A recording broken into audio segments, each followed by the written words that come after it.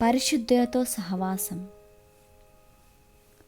సాధు సుందర్ సింగ్ కైలాస మహర్షి యొక్క వింత చరిత్రను విని ఆనందించెను.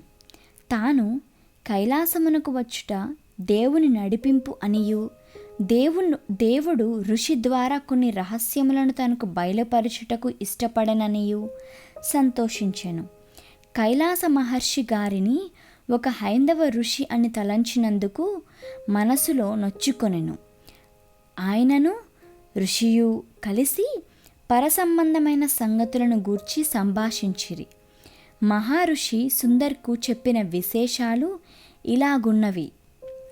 ఆత్మలో అన్ని ప్రాంతములు తిరుగగలిగిన ఆధిక్యతయు, పరిశుద్ధులతో సంభాషించు ధన్యతయు నాకు తరచుగా లభించుచున్నది.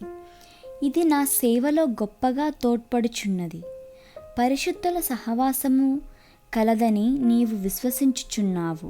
అయితే నా మట్టుకు అది విశ్వాసపు ఒప్పుకోలుగా మాత్రము నుండక నా జీవిత అనుదిన అనుభవముగానున్నది. నీవు ఇక్కడకు వచ్చుటకు కొంత సమయము మునుపే అసీస పట్టణ వాస్తవ్యులైన ఫ్రాన్సిస్, పోలికార్స్, లీనస్ అనువారు ఆత్మలో నాతో కూడా ఉండిరి.